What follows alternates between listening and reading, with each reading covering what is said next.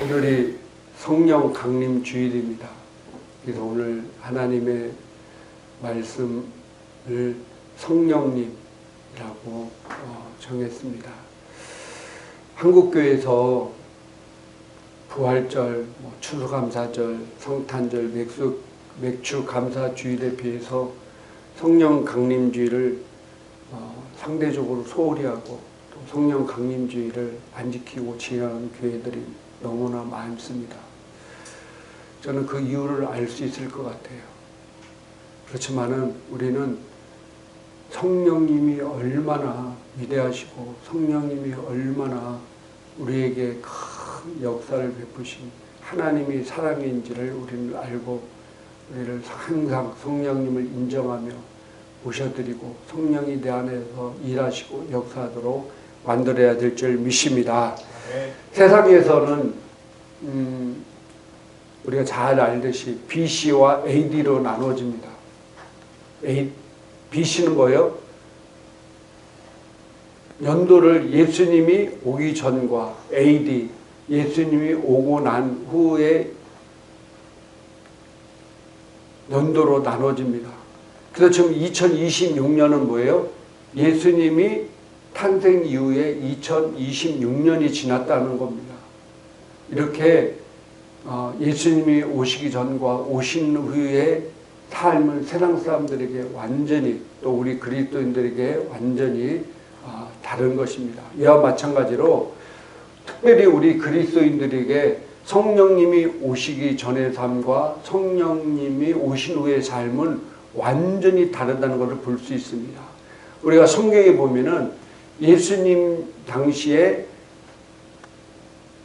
성령이 오기 전에 제자들의 삶과 사도행전 2장의 오순절 마가다락과 성령을 받고 삶이 시작한 제자들의 삶은요, BC와 AD 같이 분명하게 다른 것을 우리가 볼 수 있습니다. 그만큼 성령님은요, 너무 중요한 분이시라는 사실입니다. 성령님이 얼마나 중요하신 분이냐면요, 마태복음 1장 20절에 우리 같이 한번 읽겠습니다.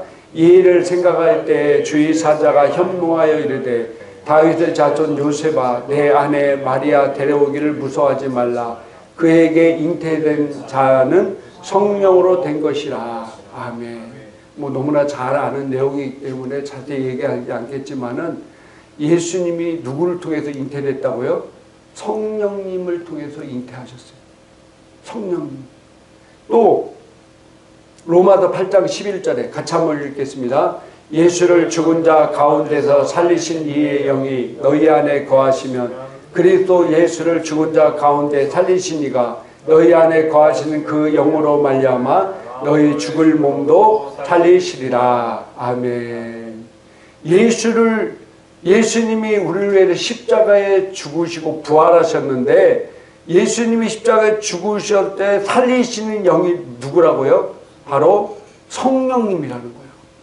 성령님이 예수님을 잉태하셨고 예수님이 십자가에 죽으신 후 성령님이 예수님을 부활하게 만들었다는 거예요. 그러면서 예수를 죽은 자 가운데 살리신 이가 너희 안에 거하시는 그 영으로 말미암아 너희 죽을 몸도 살리리라. 할렐루야.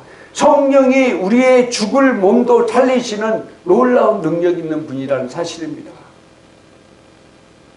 그래서 우리가 성령님에 대해서 얼마나 중요하고 얼마나 이 땅에서 큰 일을 이루시는지를 모르겠습니다. 위대하게 찐받는 죄종들의 대다수가 다 성령님을 온전히 인정하고 모셔도 성령님을 통해서 역사하셨습니다. 세계 최대의 교회를 이루신 조영계 목사님도 항상 하시는 말씀이 내가 이렇게 세계 최대의 교회를 이룰 수 있는 것은 성령님이 함께 하셨기 때문이다. 그래서 심지어는 예전에는 조영계 목사님이 항상 올 때 성령이 여기 앉으시죠. 성령님 제가 설교할 때 말씀하시죠. 이렇게 할 정도로. 또 지금 두란노교회가 조금 약간 변질되어 가고 있지만은 안타깝습니다. 하용조 목사님도 그분이 그렇게 직접 그런 유튜브 영상 지금도 있습니다. 여의도 순복음교회에 와서 부흥회를 하면서 이렇게 고백합니다. 자기가 순복음교회 성령 운동하는 교회들을 신비주의다, 뭐 이상하다, 랄랍하다 그렇게 해서 그들을 처부시하고 교제도 안 했지만은 자기가 어느 순간에 교회가 성장하고 더 이상 성장을 안 하는 거예요. 그래서 자기가 다 이제 원하다가 성령을 자기가 받고 나서 자기 교회가 폭발적으로 성장했다. 그래서 자기가 여의도 순복음교회에 와가지고 내가 이 여의도 순복음교회 이 성령 사역하는 사람들을 인정하지 않았던 것을 내가 사죄하고 회개하고 이제 성령님이 우리 교회 안에 놀랍게 역사하는 증거를 그리고 자기가 방언 기도를 하면서 그거를 느꼈다라고 하는 영상이 지금 유튜브에 있습니다. 성령님은요 이렇게 너무나 중요한 분이십니다. 요한복음 16장 7절에 같이 한번 읽겠습니다.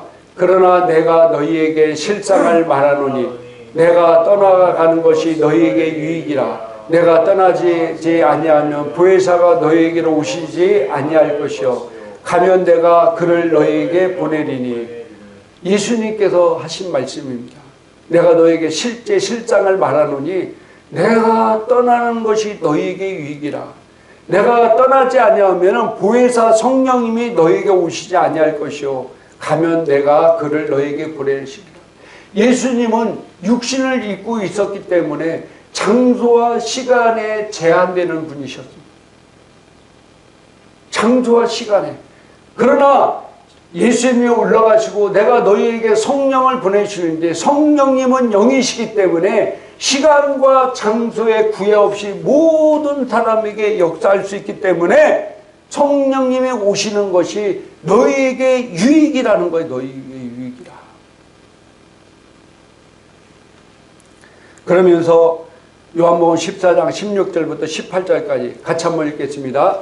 내가 아버지께 구하겠으니 그가 또 다른 보혜사를 너희에게 주사 영원토록 너희와 함께 있게 하리니 그는 진리의 영이라. 세상은 능히 그를 받지 못하나니 이는 그를 보지도 못하고 알지도 못함이라. 그러나 너희는 그를 아나니 그는 너희와 함께 거하시며 또 너희 속에 계시겠습니다. 내가 너희를 고와 같이 버려두지 아니하고 너희에게로 오리라. 아멘. 오늘 찬양에 불렀듯이 내가 너희를 고와 같이, 예수님이 떠나시니까 이 땅에 남은 사람은 고와 같다는 거예요. 그러나 고와 같이 너희를 내버려 두지 아니하고 너희에게 보혜사 성령님을 너희에게 보내주시리라. 할렐루야. 그분이 우리에게 오신, 그게 너희에게 더 큰 유익이라는 거예요. 왜 유익이냐면요, 사도행전 1장 8절에 같이 한번 읽겠습니다. 오직 성령이 너희에게 임하시면 너희가 권능을 받고 예루살렘과 온 유대와 사마리아와 땅끝까지 이르러 내 증인이 되리라 하시니라. 아멘. 성령이 너희에게 임하시면 너희가 큰 권능을 받고, 이 권능이 원어로 두나미스, 파워, 두나미스. 우리가 터널을 뚫을 때 암벽이, 뭐 탄광 같은 데를 때 암벽이 오면은 그 암벽을 뚫을 수가 없어요. 그러니까 그 암벽을 일반 기계로 뚫을 수가 없기 때문에 그 암벽에다 구멍을 내서 뭘 설치해요? 다이나마이트를 설치해서 폭파해서 그 암벽을 깨서 그 막힌 것을 뚫고 나갑니다. 이 다이나마이트가 이 두나미스에서 나온 겁니다. 파워, 능력, 폭발하는 힘. 그 힘이 누구에게 있다는 거예요? 성령님에게, 우리에게 주었다. 성령님께서 너희에게 성령이시고 너희가 권능, 이 권능을 갖게 될 것이다. 파워 있는 삶, 능력 있는 삶, 네 앞에 어떤 문제가 있더라도 그 문제를 해결할 수 있는 삶, 이 삶이 성령을 통해서 이루어진다는 거예요. 우리 한번 좀 생각해 봅시다. 지금 더운데, 더운 여름에 어떤 사람이 수레에다가 짐을 가득 실었어요. 그리고 언덕길, 언덕길을 삘삘거리면서 막 땀을 흘리면서 올라가는 걸 한번 생각해 보세요. 그런데 그 옆에 1톤 트럭이 있는데 짐을 가득 실었지만은 에어컨 다 틀고 편안하게 언덕길이지만은 1톤 트럭이 슉 올라가. 여러분 어떻습니까?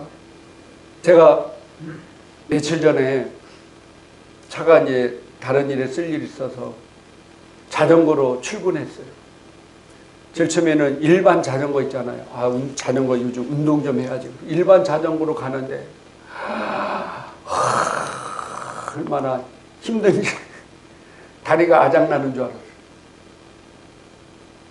근데 또 그 다다음 날 또 차가 다른 사람 쓸 일이 있어서 이번에는 제가 너무 고생했기 때문에 우리 큰아들이 타는 전기 자전거가 있어요.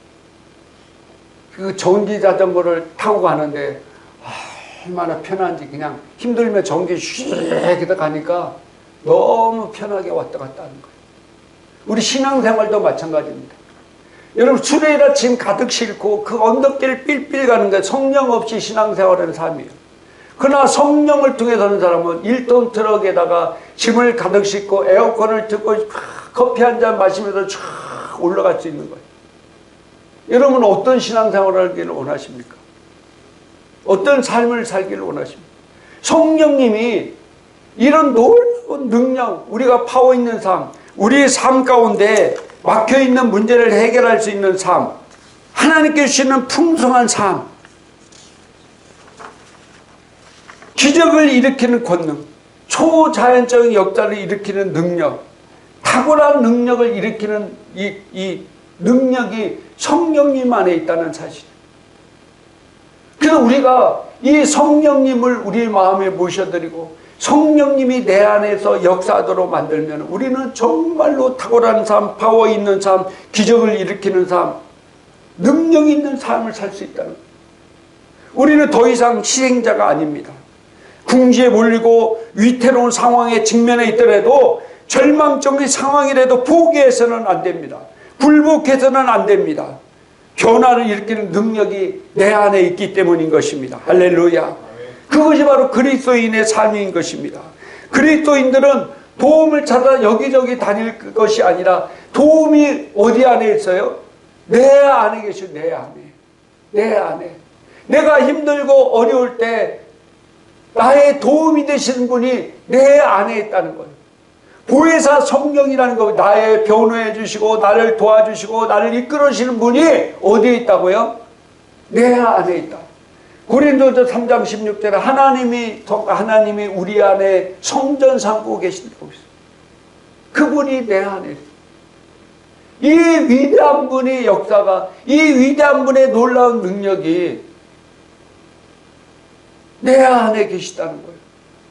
그런데 이 성령 강림주의를 무시하고 성령 강림주의를 대해서 별 관심이 없고 그래서는 되겠냐 이거예요. 스가랴 4장 6절에 같이 한번 읽겠습니다. 만군의 여호와께서 말씀하시되 이는 힘으로 되지 아니하며 능력으로 되지 아니하고 오직 나의 영으로 되느니라. 고린도 4장 20절 하나님의 나라는 말에 있지 아니하고 오직 능력에 있습니다. 할렐루야. 하나님 나라는요 말에 있지 않고 오직 능력이 있다는 거예요. 우리 인간의 힘으로 되지 아니하고 인간의 어떤 파워로 되지 아니하고 오직 나의 영 성령님으로 된다는 거예요. 성령님을 인정하고 성령님이 내 안에 이르도록 해야 돼. 근데 내 안에 성령님이 계신데 왜 나는 힘이 없게 살까요? 나는 왜 이런 놀라운 능력 가운데 살지 못할까요? 유다서 1장 20절에 보니까 같이 한번 읽겠습니다. 사랑하는 자들아 너희는 너희 지극히 거룩한 믿음 위에 자신을 세우며 성령으로 기도하며 아멘. 믿음 위에 자신을 세우기 위해서 우리가 성령으로 기도한다. 성령으로. 그래서 우리가 방언 기도를 많이 해도 방언 기도를 많이 해도 얼마큼 해야 되냐면은 에베소 5장 18절 19절까지 쉬운 성경 같이 한번 읽겠습니다. 술 취하지 마십시오. 여러분의 영적인 삶을 갉아먹을 것입니다. 성령으로 충만해지도록 힘쓰십시오. 시와 찬미와 영적인 노래로 서로 이야기하며 마음으로 주님께 노래하고 찬송하십시오. 아멘. 술 취하지 말라는 거. 이 술이 꼭 육질을 마시는 술도 있지만 세상 것에 취하지 말라. 여러분의 영적인 삶을 갉아먹는다는 거예요. 세상적인 것에 취하는. 어떤 사람은 텔레비에 취해 있고, 어떤 사람은 유튜브에 취해 있고, 어떤 사람은 다른 어떤 게임에 취해 있고, 어떤 사람은 도박에 취해 있고. 세상 것에 취해 있는 사람은 여러분의 영적인 삶을 갉아먹을 것이다. 성령이 여러분 안에서 일하고 역사하지 못하도록 만든다는 거예요. 그러므로 성령으로 충만해지라는 거예요. 할렐루야. 성령으로 충만해. 방언 기도를 많이 하고 말씀을 많이 읽으시고 기도하시고 또 말씀을 고백을 많이 하시면은요, 우리가 성령에 충만해져서요, 어떤 어려움도 이길 수 있는 능력, 그 능력이 내 안에 역사하도록 만든다는 사실입니다. 꾸준히 저도 지나온 삶을 이렇게 보면은요, 성령으로 충만하고 말씀과 기도에 전무했는데 그러지 못한 삶을 너무 많이 살았던 것 같아요. 제가 말씀을 읽고 또 방언으로 기도하고 또 말씀을 읊조리고 말씀을 계속해서 복 있는 사람은 악인들의 꾀를 따르지 아니하며 죄인의 길에 서지 아니하며 오만한 자리에 자리하지 않고 오직 여호와의 율법을 주야로 묵상하는 자로다. 그는 시냇가에 심은 나무가 철을 따라 열매를 맺으며 그가 하는 모든 일이 형통한 축복이 어디에 온다고요? 이 말씀을 주야로 묵상하는 자에게. 여호수아서 1장 8절에도 이 말씀을 주야로 묵상하는, 그럼 네 길이 평탄하고 네가 형통하리라고 그랬어요. 우리가 평탄한 삶, 형통한 삶을 살기 위해서는 우리가 말씀을 묵상하고 말씀으로 가고 성령으로 충만해지는 길밖에 없습니다. 여러분, 내가 계속 말씀 묵상하고 성령으로 충만한다 해서 아무런 어려움이 없어서 얘기하는 게 아니에요. 내가 성령으로 충만하고 말씀으로 가득 차 있으면요, 어떤 문제도 그게 어려움으로 오지 않기 때문에 우리가 이기는 겁니다. 할렐루야. 아무런 문제가 오지 않는다는 게 아니라 내가 성령으로 충만하고 말씀으로 가득하면요, 어떤 문제도 어려움으로 오지 않고,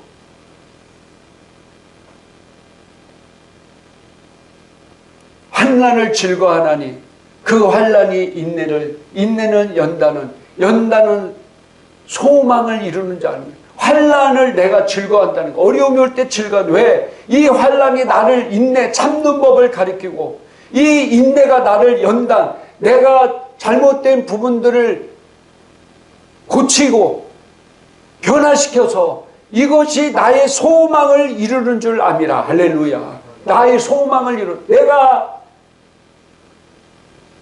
이루어할 일들을 소망을 이루어진다는 거예요. 그렇기 때문에 환난이 오고 연단이 오더라도 즐거워하고 감사할 수밖에 없습니다. 그럼 우리가 낙심하지 아니하노니 우리의 겉사람은 낡아지나 우리의 속사람은 날로 새로워지도다. 우리가 잠시 발날 환난에 경한 것이 지극히 크고 영원한 영광에 중한 것을 이루게 함이니, 우리가 주목하는 것은 보이는 것이 아니요 보이지 않는 것이니 보이는 것은 잠깐이요 보이지 않는 것은 영원함이라. 할렐루야. 영원한 참, 잠시 발날 경한 이 환난이 영원한 것을 이루게 합니다. 그러므로 우리가 환난이 오더라도 기뻐하며 감사합니다. 이걸 통해서 하나님께서 나를 얼마나 세워주고 축복해 주시고 더 나은 길, 시냇가에 심은 나무가 철을 따라 열매를 맺어 그 잎사귀가 마르지 아니한 같이 형통하게 나를 만들어 줄 것이라는 믿음으로 내가 나간다는 거예요. 할렐루야. 성령님이 그 능력을 위해서 우리에게 오셨어요. 성령님이. 그래서 이 성령이 오셔도 누가복음 4장 18절인가요? 흉하게 결박되고 어려움당하고 고통당하는 자를 해방시켜 하나님의 이 말씀을 가리켜서 제자를 삼고 그 영혼을 구원하고 세우는 일, 이 성령님께서 영혼 구원을 오셨어요. 그래서 그 일을 우리가 감당할 때 하나님이 기뻐하시고 우리를 통해서 하나님의 놀라운 일들을 이루게 될 것입니다. 할렐루야. 말씀을 정리하고 마치도록 하겠습니다. 이 지구 인류의 역사가 BC와 AD로 나눠지듯이 우리 그리스도인들의 삶은요, 성령을 받기 전과 받고 나서의 삶이 극명하게 다를 것입니다. 제자들의 삶이 그랬어요. 예수님과 함께 하였음에도 불구하고 성령님을 마가다락방에 성령님 받기 전의 삶과 받은 후의 삶은 180도로 달라졌어요. 그만큼 성령님이 너무나 중요하십니다. 그 성령님이 우리에게 오셨습니다. 할렐루야. 내 안에 계십니다. 그 성령님을 내가 인정하고 모셔드리고 그분을 충만해서 하게 할 때 나는 정말로 이 땅의 패배자의 삶이 아니라 성공자의 삶, 하나님께 큰 영광 돌리며 축복된 삶을 살게 될 것입니다. 저와 여러분들은 성령님을 모셔드리고 인정하고 그분이 날마다 내 안에 충만하게 일할 수 있도록 만들어서 하나님께 큰 영광 돌리며 사는 저와 여러분 되기를 주님의 이름으로 축복합니다. 기도하겠습니다. 이상 우리 기도할 때 오늘 말씀을 생각하면서 같이 기도하겠습니다. 할렐루야. 성령님 오셨는데 내가 성령님을 너무 소홀히 하고 성령님을 모셔드리지 못한, 이제부터는 성령을 온전히 인정하고 모셔드리고 항상 성령으로 충만한 삶을 살겠습니다. 우리 주여 한번 외친 다음에 간절히 기도합니다. 주여!